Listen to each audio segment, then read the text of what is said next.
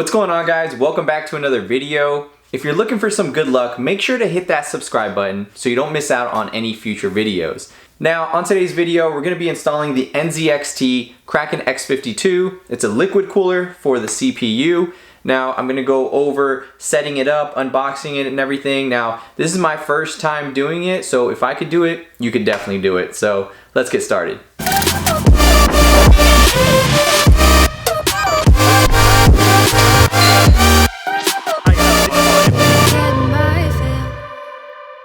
So one thing I did want to mention is during the video I was sick, I had no voice, so I'm going to be doing a little voiceover on the video. So as you can see, it comes with the instructions manual, one fan, two fans, and the different types of retention brackets in case you're using an Intel or AMD CPU. And here are the standoff screws and washers. This right here is the mini USB cable and also the power cable set. Next we have the radiator and the pump. So first you want to decide where you're going to put your radiator. For me, I'm putting it on the top of the case.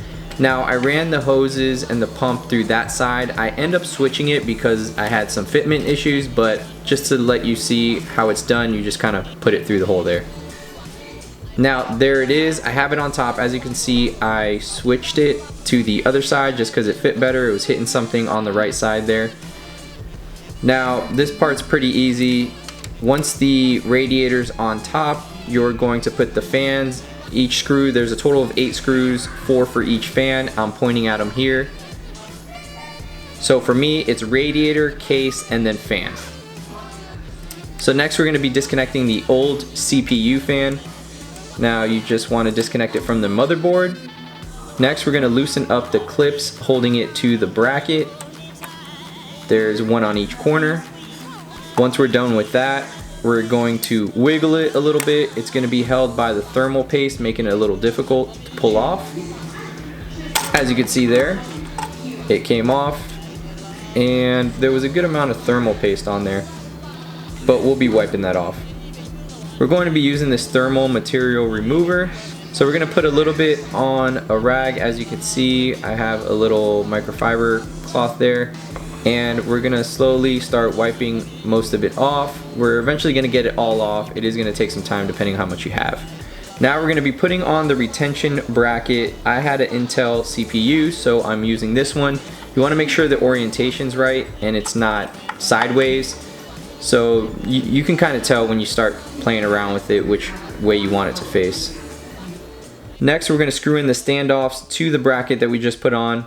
As you can see there, and how clean that CPU is. I adjusted the screw holes in the corners to the center of the bracket. Next, we're going to be connecting the fans to the power. Here I'm just trying to show you which one goes where. As you can see, there's a few plugs. You're going to be using the first two for the two fans. Now here I'm just showing you how it's connected. So those fans right there are connected, and here I'm showing you the second fan. So here I'm connecting the SATA right to an empty SATA cable. Now I'm removing the plastic. That's the thermal paste there already applied on the pump. So we're just gonna place that right on top of the CPU that's been cleaned off. We're gonna set it there, and then we're gonna go ahead and put the thumb screws in. As you can see, those are the 4 screws. So here's the mini USB cable and the power cable set. So the power cable set has 3 connectors. One goes to where the CPU fan connects to the motherboard. The other one goes to the SATA cable on the back. And the other 2 go to the fans. Then your mini USB cable is going to go to your motherboard and one of the empty USB slots. Now to the best part of the install, removing this film.